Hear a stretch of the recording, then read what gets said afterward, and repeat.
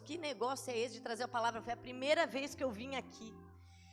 E no final do culto, a bispa falou, vai ter um congresso e eu vou te chamar. Eu falei assim, não, mas depois eu soube da data do congresso, eu falei, não, mas eu acho que a bispa não vai me chamar. Deus falou, te preparei, é esta palavra. É tão bom quando Deus fala diretamente para nós, porque daí não é nós, a gente não precisa ficar procurando as coisas. Deus, Ele vai dar para você hoje aquilo que você precisa, não aquilo que talvez que você queira. Então abre o teu coração em nome de Jesus. Vamos abrir a nossa palavra no livro de 1 Samuel, no capítulo 25. Esse texto é um texto que você já com certeza conhece a história. É um texto que você como mulher talvez tenha sido ministrado, mas eu quero que a gente abra o coração para entender esse novo de Deus, esse tempo de Deus que o Senhor quer que nós aprendamos na sua palavra hoje. E no início do texto, eu vou só resumir porque também o nosso tempo hoje está... nós temos até que horas, bispa? Só até meia-noite, né? Então está um pouquinho limitado. Eu vou compartilhar com vocês até uma certa parte, depois nós vamos ler junto, mas tenha a sua palavra aberta. A Bíblia nos fala que neste período onde estava o rei, o futuro rei Davi, em fuga contra o rei Saul, atual rei Saul, ele estava numa caverna que todos conhecem, né? A caverna de Adulão, com esses homens que não eram bem vistos pela sociedade, muitos homens fracassados. E esse lugar aonde ele estava, escondido, um rei que seria a maior liderança, abençoado por Deus, ungido por Deus, estava escondido com homens que a sociedade conhecia como indignos. E este mesmo homem ungido de Deus, ele estava ali no Monte Carmelo, perto ali daquela terra onde havia um homem chamado Nabal. E a Bíblia ali fala, em 1 Samuel 25, que Nabal era um homem rude e mau, mas ele era um homem muito rico. E era costume, a tradição local, no período das festas, os homens que tinham mais dinheiro, eles abençoavam aqueles que não tinham, para que pudessem festejar. É como a gente faz aqui às vezes no Natal, né? Também a gente dá cesta básica para aquele às vezes que não tem, ou compartilha, às vezes até um peru, um chester, com uma família que não tem às vezes uma mistura para comer na mesa, porque a generosidade paira nesses dias de festas, não é verdade, queridos? Parece que há um senso de responsabilidade nosso, de abençoar aquele que não é favorecido. E ali, Davi, naquela situação de fuga precária com todos aqueles homens, num período de festas, pede para um daqueles rapazes e fala, vai lá, Nabal, e fala com Nabal para que ele dê aquilo que ele quiser.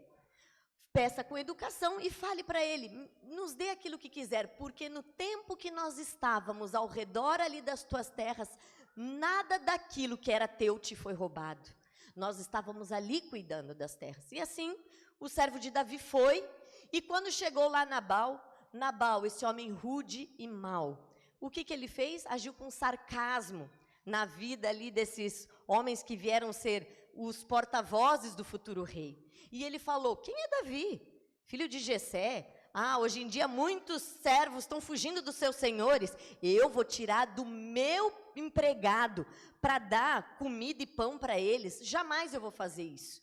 Esse é um discurso daquele homem que realmente só faz uma generosidade porque tem um interesse. Claro que é fácil a gente abençoar um empregado, é fácil abençoar às vezes que é da nossa família, porque a gente tem uma ligação, porque a gente tem uma contrapartida futura. Abençoar um empregado, muitas vezes é fácil, porque ele trabalhou e foi fiel com a gente o ano todo, e para que ele seja no ano que vem, eu também tenho que dar. Então isso não demonstra nada de generosidade de Nabal. Quando os servos de Davi voltaram e contaram isso para Davi, o homem de Deus, chamado segundo o coração de Deus, ele se irou sobremaneira e falou, peguem as suas espadas e vamos lutar contra esse homem. Só que A guerra estava ali declarada e os homens com fúria, esses homens famintos, com fúria, com egos feridos e atrás de um homem que tinha muita autoridade. Então eles foram na palavra daquele homem, só que naquele momento Deus faz surgir uma pessoa que vai realmente salvar essa situação. E é ali que a gente vai começar a ler, no versículo 14. Então, 25, 14.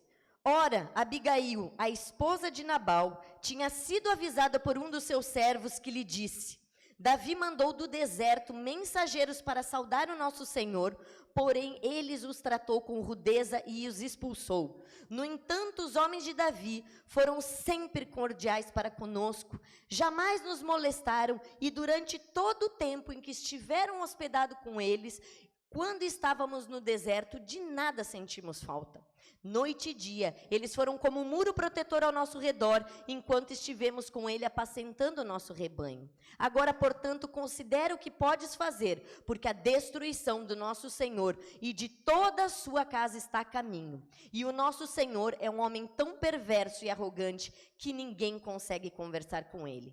Naquele mesmo momento, em outras versões, imediatamente, Abigail tomou 200 pães, 2 odres de vinho, 5 ovelhas assadas, cerca de 15 quilos de trigo torrado, 100 bolos de uma uva passa e 200 bolos de figos prensados, e os carregou em jumentos, e orientou aos seus servos: ide à frente, e eu vos seguirei logo atrás. Porém não disse nada sobre o que estava fazendo ao seu marido Nabal.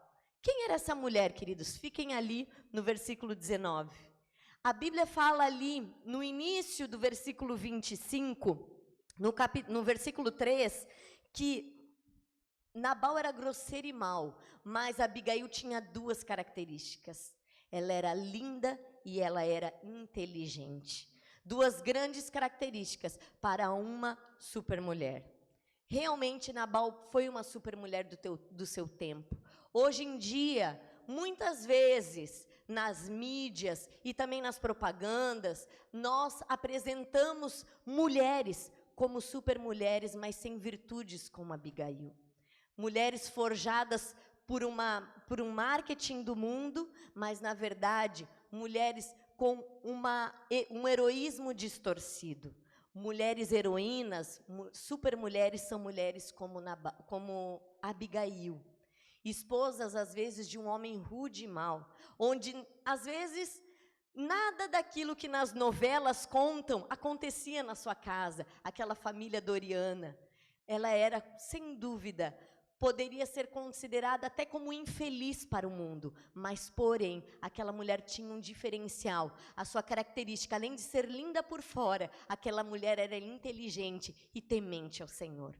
Então, aquela mulher, ela escuta dos servos do seu Senhor, que não tinham nem coragem de se dirigir ao seu Senhor, e intercedem para que ela haja. Uma mulher que naquele tempo, na sociedade daquela época, era uma mulher que com certeza foi dada a casamento por esse homem, porque naquela época ainda os casamentos eram dessa forma. Ela não casou por amor, ela não queria provavelmente se ligar a um homem rude, não foi aí que ela escolheu. Ela poderia naquele momento falar assim: Nabal, ai que bom, então vou matar aquele homem que tanto me fez sofrer, aquele homem que tanto me faz passar vergonha, às vezes até para os servos dele, que não tem nem autoridade, mas muito pelo contrário. Aquela mulher linda e inteligente, ela se levanta, e a Bíblia fala que imediatamente ela não consulta a Bíblia naquele momento, ela não liga para o pastor, ela simplesmente age, porque dentro dela há toda a inteligência que ela necessita para salvar a sua casa, a sua família. E naquele momento, ela pega tudo aquilo que ela tinha, o seu melhor. Aquela descrição aqui, nossa, a gente fica imaginando aquele banquete. Mas, queridas, vamos pensar. Davi, um homem de guerra. Esses homens que não tinham boa reputação. Chega uma mulher naquele tempo e se levanta para ir entregar comida em troca da paz. Aquele homem, ele estava indo para Nabal para pedir comida sim, mas ele estava indo para a guerra, não por causa da comida, mas por causa do seu orgulho. O que uma comida poderia resolver em troca do seu orgulho? É até sarcástico, né? É como a gente vê, às vezes, Davi indo lá com as pedrinhas dele para atacar um gigante. O que as pedrinhas iam fazer? As pedras não iam fazer nada. Afunda, que instrumento de guerra era aquele? Mas o homem e a mulher de Deus, quando eles têm o temor, a sabedoria de Deus, tudo aquilo que eles têm à mão é necessário e suficiente para aquele tempo ganhar a vitória. Não subestime jamais, pensando que aquilo que você tem na sua mão para resolver um problema é insuficiente, porque é aí que a graça divina nos alcança, é aí que a sabedoria de Deus entra, porque a Bíblia fala que a sabedoria de Deus é loucura para o homem, e é nesse contexto que aquela mulher fragilizada, que aquela mulher que não é escutada muitas vezes pela sociedade, ela chega e faz um banquete. Só que a Bíblia nos fala coisa linda ali no versículo 19, que ela orienta os seus servos para ir à frente, mas ela vai. Ela vai com um carro supersônico, não, ela vai em cima do jumentinho, mas ela vai. Essa mulher, por mais que ela tinha todo o dinheiro no mundo, por mais que ela tinha servos ao seu favor, ela olha aquela situação e ela assume a responsabilidade. Aquela mulher, ela decide ir, ela não envia os seus servos e fala, vai e leva essa comida para ele. Ela se coloca na brecha, ela vai e enfrenta, porque a responsabilidade nos gera coragem. Se você não tem, às vezes, coragem para resolver um problema, uma situação, entenda de Deus que a coragem vem porque você tem uma responsabilidade. E às vezes isso você não precisa ter uma força sobrenatural, você precisa ter só um senso de responsabilidade para fazer as coisas. E através disso, o Senhor vai grandemente te utilizar, amém? Vamos ali no versículo 23. Então, Abigail foi com os seus servos, certo? Então, no versículo 23 diz, assim que Abigail viu a Davi, ela desceu do jumento apressadamente e se prostrou com o rosto em terra e disse diante de Davi, e prostrada aos seus pés, lhe suplicou, ah, Senhor meu, caia sobre mim toda a culpa. Permita, pois, a tua serva falar aos teus ouvidos e escuta a palavra da tua serva. Não dê o meu senhor atenção àquele homem maldoso Nabal. Ele é tão insensato quanto o próprio significado do seu nome. A arrogância o acompanha. Entretanto, eu, a tua serva, não vi os rapazes que o meu senhor enviou.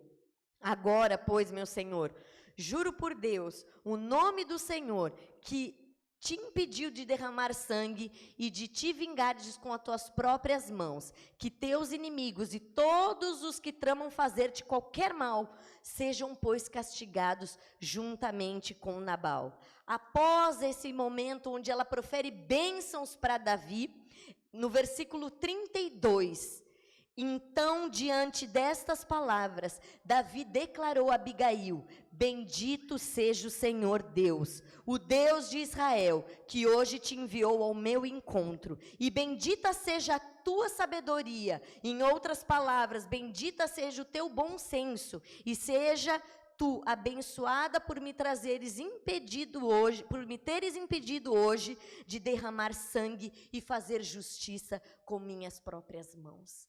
Aquela mulher, com a inteligência e com aquilo que ela tinha nas suas mãos, através do seu bom senso, ela alcança o coração de Davi, porque através de tudo aquilo que ela tinha, atrás de todo o gesto que ela tinha, estava ali o Senhor. Ela não só traz um bando de gente com comida para dar para aqueles homens que talvez queriam comer. Ela traz a presença de Deus.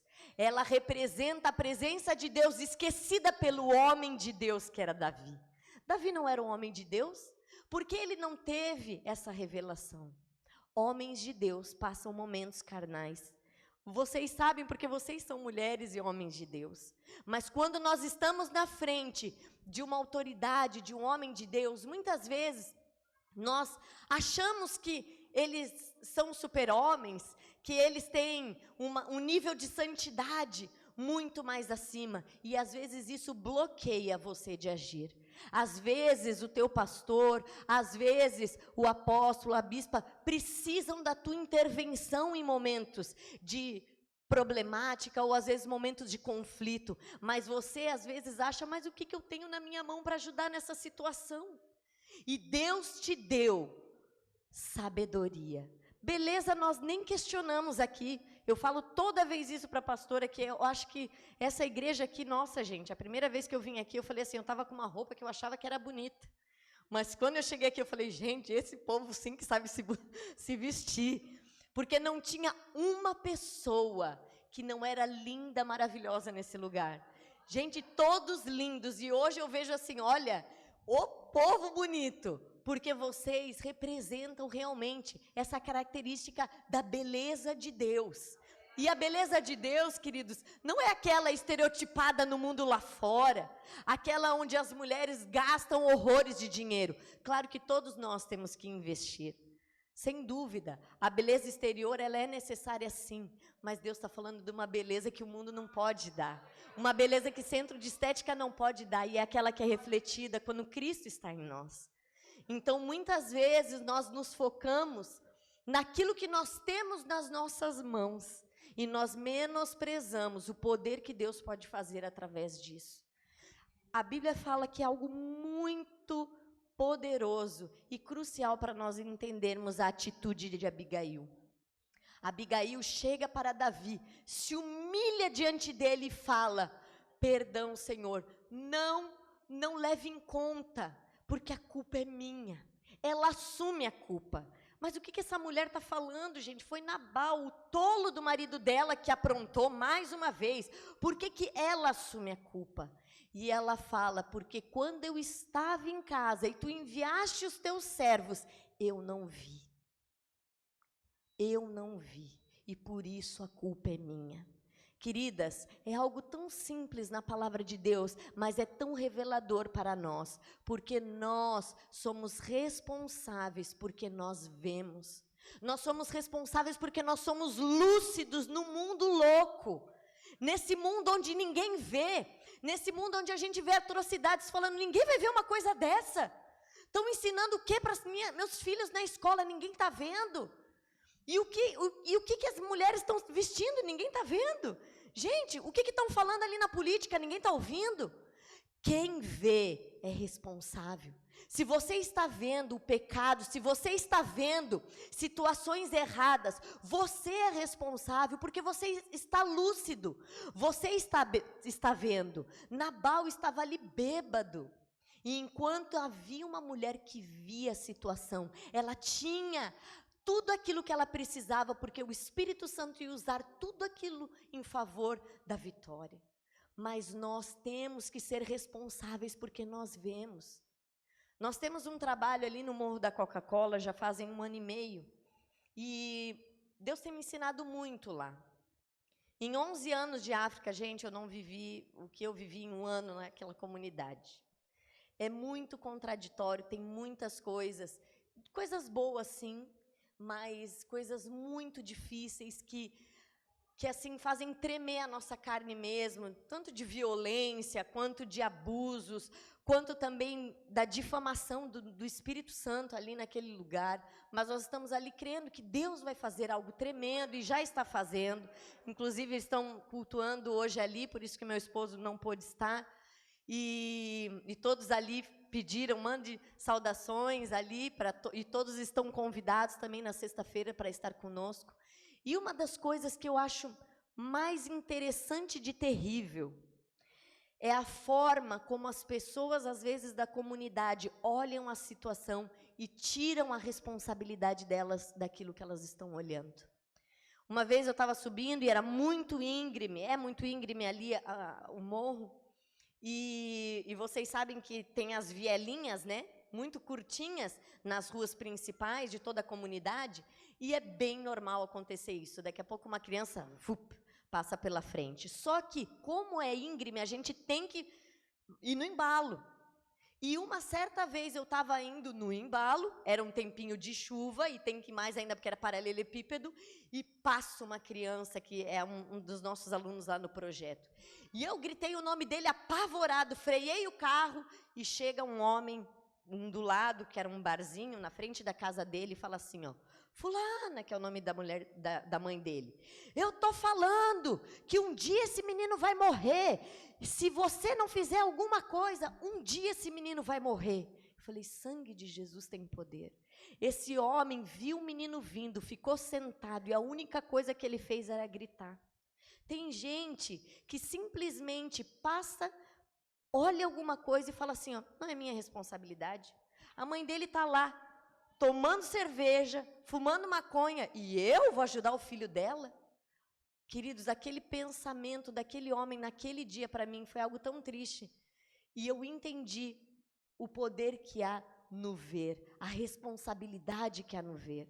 Às vezes, querido, você não precisa ser delegada para uma função. Se você está vendo, você é responsável por aquilo que você vê.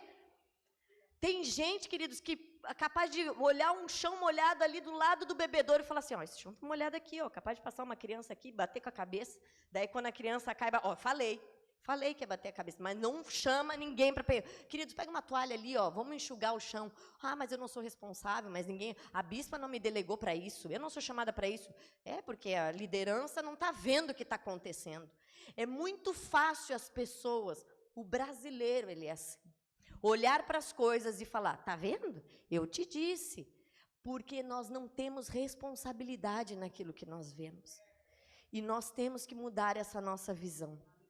Abigail, ela correu o risco de vida para salvar um homem mau, um homem rude, que prejudicava a sua própria vida. Mas ela era responsável, mulher temente a Deus. E foi com os bolos, uns pães na frente da batalha, para pedir misericórdia, falando, a culpa é minha, porque eu não estava lá e eu não vi. Que essa mulher seja exemplo para as nossas vidas. Eu quero mostrar essa noite para vocês, pode mostrar uma fotinho rapidinho, de uma mulher, de uma Abigail, lá em Burkina Faso, que eu admiro muito. Foi uma das mulheres que nós começamos uma igreja em Burkina, meu Deus, foi 8 anos atrás. Na verdade, nós não começamos essa igreja na tribo, nós chegamos e já tinha um grupo de irmãos se reunindo, tinham 10 mulheres. Destas 10 mulheres, tinham 70 crianças, porque eu fiz o nome, a listagem, lembro exatamente. E eu perguntei, quem eram essas crianças? Ah, são filhos dessas mulheres. Eu falei, meu Deus, mas como assim? Só tem 10 mulheres na igreja. E uma é solteira ainda. Então, pensem, queridas. 70 crianças de 9 mulheres, porque a média é mais ou menos assim em Burkina Faso. Mulheres que vivem para ter filhos, criar os filhos e ajudar a comunidade a criar filhos. Pense em você, num lugar onde nem água tinha quando nós chegávamos aí. As mulheres carregavam de balde quilômetros e quilômetros de água para poder fazer a comida e dar de beber à sua casa e tomar banho. Essa mulher aqui, ela já era diaconisa dessa pequena comunidade e foi construído esse templo lindo lá em Burkina Faso. O lugar é assim mesmo, é um descampado. E quando a igreja já tinha amadurecido, acho que já tínhamos mais ou menos uns 50, 60 membros ali fiéis, com umas 120 crianças, nós decidimos ir para outra aldeia e implantar outra igreja. E felizes da vida, porque o ministério era uma bênção ali. E era chave para aquela região, porque era uma comunidade muçulmana e animista. Os animistas são como os espíritas, podemos assim dizer. E essa mulher sempre muito temente, em oração. E esta mulher era simplesmente a esposa do chefe do feitiço. Todas as aldeias animistas têm o chefe da aldeia, o chefe do feitiço e o chefe da terra. Ela era a esposa do chefe do feitiço. E ali naquela situação, onde só ela dentro da sua casa era cristã, ela e alguns dos seus filhos. Ela tinha que conviver com as suas co-esposas, porque o seu esposo tem mais outras 2 esposas, que é bem comum isso na cultura. Ela vivendo situações difíceis de pobreza, mas sempre com um sorriso no rosto, sempre louvando a Deus e agradecendo por aquilo que Ele tinha feito na vida dela, que era tirar as escamas dos olhos e saber que um dia ela tinha eternidade para viver todo dia dando glórias a Deus. Essa mulher foi uma inspiração para a minha vida. E quando eu voltei para o Brasil, há 2 anos atrás, nós estamos aqui um período, nós estamos indo e vindo para lá. Em março do ano passado, eu tive uma grande notícia triste, que essa igreja havia fechado. E quando eu soube dessa notícia, eu fui ter com a mamãe Débora, para perguntar, mamãe Débora, o que aconteceu? E ela, com toda a sabedoria, essa mulher linda e sábia, ela falou, querida, às vezes, homens de Deus tomam decisões erradas. Mas nós estamos orando, acreditando que Deus é poderoso para mudar essa situação. E eu falei, mas mamãe, por que fechou? Existe uma tradição em Burkina, que são a saída das máscaras. É num período da colheita, que eles consagram a terra para os ancestrais. E eles acreditam que os ancestrais incorporam nessas máscaras e eles saem num dia, em festa, dançando no meio do povo. E naquele dia de festa, se é domingo, eles pedem para a igreja fechar. Se é sexta-feira, que é dia do muçulmano, eles pedem para a mesquita fechar. E por respeito à tradição, todos eles sempre fecharam. Não porque a igreja concorda, mas porque realmente existem situações que você tem que ser sábio e prudente. Existe toda uma comunidade, os cristãos são a minoria. Nós representamos ali 4%. Aquela tribo que nós estávamos tinha 3.000 pessoas e só tinha 50 membros na igreja. E todos os anos, os pastores fechavam o templo e falavam, queridos, não vamos fazer no domingo, vamos fazer na sexta-feira o nosso culto, vamos fazer no sábado, vamos fazer na segunda. Só que esse homem de Deus, e eu falo que é um homem de Deus porque eu conheço, ele é um homem de Deus. Esse homem, ele decidiu, não, nós vamos ter culto naquele dia.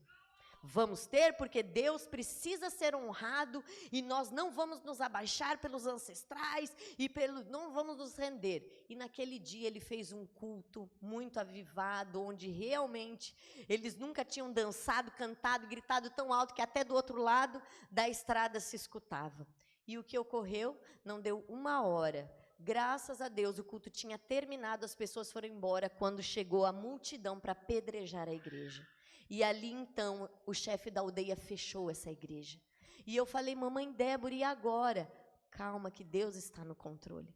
E aquela mulher, uma mulher linda e inteligente, analfabeta, pobre, mulher, mãe de 9 filhos, mulher de um homem com 3 mulheres, única crente na sua casa, ela foi a responsável para que a igreja reabrisse ali no mês de novembro para a glória de Deus. Ela simplesmente é para dar glória a Deus por mulheres assim. É para dar glória a Deus. Queridas, essa mulher pobre que fazia bolinhos no meio da estrada, é muito fácil encontrar a mamãe Débora. Eu falei, não, quando eu for passar, que eu ia para uma outra aldeia, eu falei, eu vou lá falar, porque eu sei onde é que ela está. E ela estava lá, fritando bolinho, sempre rodeado de muitas crianças. E eu antes até pensava, essas crianças são muito espertas, né? Estão ali na mamãe do bolinho, né? Que nada, é tão pobre que ela fala, querido, se eu dou para vocês, eu não como. Então, ela não podia nem compartilhar os bolinhos que ela fritava ali, mas as crianças vivem ao redor dela, porque ela é uma mulher sábia, de muito amor. Uma mulher simples, que ela tinha só palavras de sabedoria para dar no chefe da aldeia. E ela realmente conseguiu resolver um problema que nem pastores, nem a Federação dos Pastores, que foi chamado para resolver, tinha conseguido resolver. Mulheres simples que vêm e que se consideram responsáveis, que não tem problema de se humilhar e falar assim, ó, tá aqui, ó, é minha culpa, me perdoa, porque eu passei e não vi, ou eu não agi como deveria ter agido. que nós possamos ser essa geração de mulheres que vêm e agem, mas não um agir de qualquer forma, um agir imediatamente como Abigail agiu.